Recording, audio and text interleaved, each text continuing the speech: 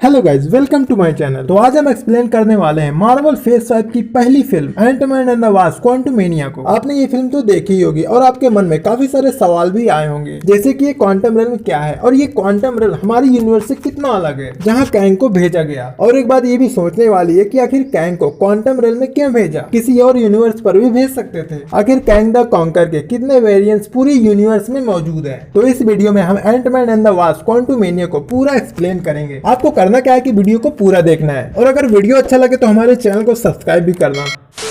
तो गुरु, फिल्म देखते ही सबसे पहले सवाल ये आता है कि आखिर ये क्वांटम रेल क्या है, वहाँ के लोग कैसे हैं और क्वांटम रेल में कैसे एंटर किया जा सकता है। क्वांटम रेल को मार्वल कॉमिक के हिसाब से माइक्रोवर्स बताया गया है, जो हमारे यूनिवर्स में छुपा हुआ एक छोटा सा यूनिवर्स है। और क्वांटम रेल में जाने के लिए इंसान को बहुत ही छोटा होना पड़ता है और वहाँ का समय चक्र हमारी नॉर्मल दुनिया से काफी तेज चलता है, जिसमें एंटमैन क्वांटम रेल में पहले ही फंस चुका है, जिसे हम एंड गेम में देखते हैं, जिसको एक चूहे ने गलती से बाहर निकाला और तभी एवेंजर्स के दिमाग में टाइम ट्रेवल करने का आइडिया आया। तभी वो टाइम ट्रेवल करके थैनोस की बैंड बजाने में कामयाब हो पाए। खैर, हम आते हैं फिल्म की स्टोरी पर। फिल्म के स्टार्टिंग में हमें जेनेट दिखाई देती है, जो पिछले 30 सालों से क्वांटम रेल में फंसी है। और फिर दिखता है कैंग द कॉन्कर का शिप, जिसका बहिष्कार कर दिया जाता है। अब यहाँ सोचने वाली बात यह है कि जेनेट क्वांटम रेल में कैसे फंसी, और कैंग के पास तो मल्टीवर्स ट्रेवल करने वाली टाइम चेयर थी, तो कैंग को क्वांटम रेल में क्यों भेजा? वो तो आसानी से अपने टाइम चेयर पर एक यूनिवर्स से दूसरे यूनिवर्स में जा सकता था। ओके, तो पहले जेनेट की कहानी को समझते हैं। जेनेट की कहानी को आपने पिछले एंटमैन में देखा होगा कि जेनेट और हैंक के एक मिशन के दौरान जेनेट क्वांटम रेल में पहुंच जाती है। यहाँ सबको लगता है कि जेनेट मर चुकी है और जेनेट क्वांटम रेल में पहुंचकर हैंक को सिग्नल भेजती थी, क्योंकि आपको पता ही होगा कि हैंक और जेनेट पहले के एंटमैन एंड वास्प हैं। तो जेनेट क्वांटम रेल में अपने सूट को भी ले जाती है, तो इसी सूट की मदद से हैंक को जेनेट के सिग्नल मिलते रहते हैं। तभी जेनेट को बचाने के लिए हैंक ने एक शिप बनाई जो क्वांटम रेल में जा सके। हैंक वो शिप लेकर क्वांटम रेल में गया और जेनेट को वहां से सही सलामत लेकर आया। और तब तक वहां 30 साल बीत चुके थे क्वांटम रेल के हिसाब से। और इन 30 सालों में जेनेट ने उस यूनिवर्स को जाना, वहां के लोगों से मिली और वहां के लोगों के साथ मिलकर कई मिशंस भी कंप्लीट किए। और इसी 30 साल के अंतराल में जेनेट क्राइलर से भी मिली। क्राइलर का पूरा नाम है लॉर्ड क्राइलर। क्वांटम रेल में एक शहर है एक्सिया नाम का। क्राइलर वहां का गवर्नर था। जब जेनेट क्राइलर से मिली तो क्राइलर जेनेट से लव करने लगा था और जेनेट को भी साथ चाहिए था। इस बात को जेनेट ने पिक्चर में एक्सेप्ट भी करा है। कई लोगों को लगता था कि क्राइलर कौन है, वो क्वांटम दुनिया में क्या कर रहा है,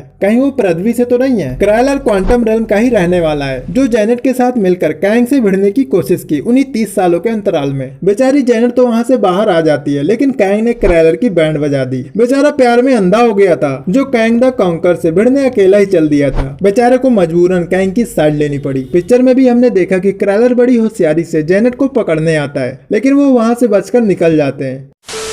अब बात करते हैं कैंग द कॉन्कर के बारे में। पहले कैंग की स्टोरी को जानते हैं, फिर बताते हैं कि कैंग के पूरी यूनिवर्स में कितने वेरिएंट्स मौजूद हैं। और अपना लौंडा कैंग कोई सख्त लौंडा नहीं है, भाई की एक गर्लफ्रेंड भी है और एक बेटा भी है। कैंग 31वीं सदी का एक सन की साइंटिस्ट था, जिसका नाम था नथानियल रिचर्ड्स, लेकिन उसके कई नाम थे, जैसे Kang the Conqueror, monster, time travelling space king, the exiled one. Kang ने एक ऐसी टाइम चेयर बनाई जो मल्टीवर्स में ट्रेवल कर सकती थी। फिर कैंग ने अपने ज्यादा से ज्यादा वेरिएंट्स क्रिएट करे और उसने मल्टीवर्सल वॉर शुरू कर दिया, इसलिए उसे कैंग द कॉन्कर के रूप में जाना गया। तभी कैंग ऑफ काउंसिल के लोगों को लगा कि कैंग मल्टीवर्स के टाइमलाइन को बर्बाद कर देगा, इसलिए काउंसिल ने कैंग को क्वांटम रेल में निर्वासित करने का फैसला किया, जो टाइमलाइन के परे एक यूनिवर्स है। जब कैंग को क्वांटम रेल में निर्वासित किया गया, तब उसका टाइम चेयर पूरी तरह से खराब हो चुका था। जेनेट जब देखती है कोई जहाज वहां आकर गिरा है, तब वो जाकर देखती है और तभी कैंग और जेनेट की मुलाकात होती है। जेनेट जो पहले से क्वांटम रेल में फंसी हुई थी, कैंग ने एक साधारण साइंटिस्ट के रूप में खुद को जेनेट के सामने पेश किया और बताया कि वो एक ट्रेवलर है और वो रास्ता भटक गया है, जिसका जहाज बर्बाद हो चुका है। कैंग जेनेट को वहां से निकालने का वादा करता है और क्योंकि वो भी वहां से निकलना चाहता है, इसलिए इसे ठीक करने के लिए जेनेट से मदद मांगी। फिर दोनों ही टाइम चेयर की मरम्मत करना शुरू कर देते हैं। चेयर के मल्टीवर्सल पावर कोर को फिर से स्टार्ट करने के लिए उन्होंने काफी कोशिश करी, लेकिन बात नहीं बनी। इस बीच कैंग और जेनेट की काफी अच्छी दोस्ती भी हो गई थी। फिर फाइनली दोनों की मेहनत रंग लाई। आखिर वो पावर कोर को स्टार्ट करने करने में कामयाब हो ही जाते हैं। दोनों ने टाइम चेयर को फिर से चालू किया। टाइम चेयर में न्यूरोकाइनेटिक नेचर होने की वजह से वो पावर कोड डालते ही कैंग का टाइम चेयर से दिमागी रूप में कनेक्शन जुड़ता है और तभी जेनेट कैंग के दिमाग में हो चुके मल्टीवर्सल वॉर को महसूस करती है। जेनेट उसकी कई यात्राओं और अनगिनत टाइमलाइन के विनाश को देख लेती है, बट कैंग किसी भी तरह वहां से निकलना चाहता था। जेनेट को यह समझ आ जाता है कि अगर ये यहाँ से गया तो ये पूरी दुनिया, पूरे यूनिवर्स को बर्बाद कर देगा। तभी Janet blue pink particle disc से पावर कोर पर हमला करती है, जिससे वो पावर कोर का साइज बड़ा हो जाता है, जिसका टाइम से कनेक्शन टूट जाता है और जेनेट वहां से निकल जाती है और कैंग वहीं रह जाता है। फिर कैंग ने वहीं क्वांटम रेल्म में अपनी एक सेना बनाई। कैंग ये चाहता था कि अगर वो क्वांटम रेल्म से सही सलामत निकल पाया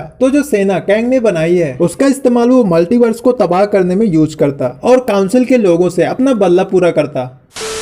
अब बताते हैं कि आखिर कैंग की गर्लफ्रेंड कौन है और कैंग के कितने वेरिएंट्स मौजूद हैं। मार्वल कॉमिक के हिसाब से कैंग एक लड़की से प्यार करता था जिसका नाम था रेबोना रेंसलेयर, जो 40वीं सेंचुरी में पृथ्वी पर शासन करने वाले राजा कैरेलियस की बेटी है, जिसे हमने लॉकी के पहले सीजन में देखा था, जो टाइम वेरिएंट्स अथॉरिटी की जज है।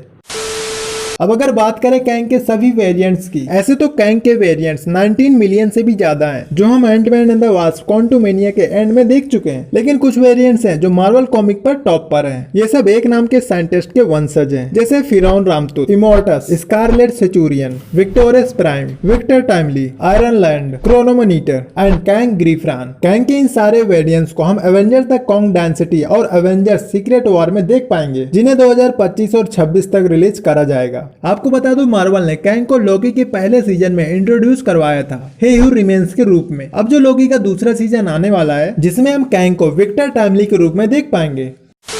खैर, हम कहानी में आगे बढ़ते हैं। पिक्चर में अगला कैरेक्टर है मोडॉक, क्योंकि मोडॉक को ही कैसी के सिग्नल्स क्वांटम रेल से मिलते हैं, जिसकी वजह से स्कॉट की पूरी फैमिली क्वांटम रेल में फंस जाती है। मोडॉक को केवल मारने के लिए डिजाइन किया गया था, जिसका बड़ा सा सिर है लेकिन माइंड पावर काफी तेज है। पिछले एंटमैन का जो विलेन है डेरिन के क्वांटम रेल में जाने के बाद उसका दिमाग पूरी तरह से बेअसर हो चुका था। तभी कैंग ने इसे एक हथियार के रूप में बनाया। हालांकि क्वांटुमेनिया में मोडॉक का सिर्फ कैमियो था, बाकी मार्वल की कॉमिक्स में मोडॉक का खुद का अपना एक साम्राज्य है।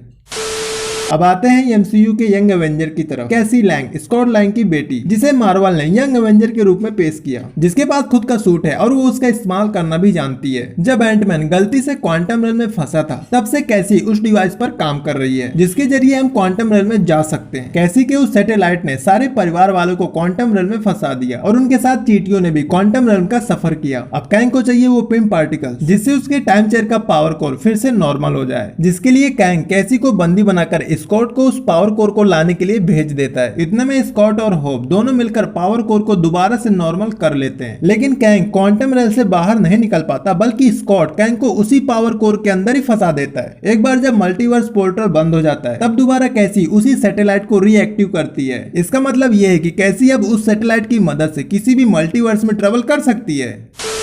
पिक्चर के लास्ट में हमें कुछ मिड क्रेडिट सीन देखने को मिलते हैं, जरा उस पर भी बात कर लेते हैं। पिक्चर के एंड में हमें कैंग के अनगिनत वेरिएंट्स दिखाई देते हैं, जिससे उनको ये खबर मिलती है कि कैंग द कॉन्कर मारा गया, जिसमें हमें कैंग राजवंश के कैरेक्टर्स को दिखाए गए हैं, जैसे इमोर्टस, फिरौन रामतूत, सेचुरियन और विक्टर टाइमली, जिसमें इमोर्टस कहता है कि पृथ्वी के लोगों को अब मल्टीवर्स के बारे में पता चल चुका है, अगर हमने उन्हें नहीं रोका तो वो सब कुछ हथिया लेंगे, यानी समय का कंट्रोल। अब तक मार्वल के कुछ ही सुपर हीरो हैं जो मल्टीवर्स में ट्रेवल कर चुके हैं। बाकी मल्टीवर्स सागा में और भी फिल्में आना बाकी है, जो कहीं ना कहीं मल्टीवर्स से जरूर रिलेटेड होगी। अब यहाँ कैंग के जितने भी वेरिएंट्स हैं, वो सारे के सारे हमले की तैयारी में लग गए हैं, जिसे हम एवेंजर्स द कॉन्ग डायनेस्टी में ही देख पाएंगे और इसका final and Avengers secret war में देखेंगे।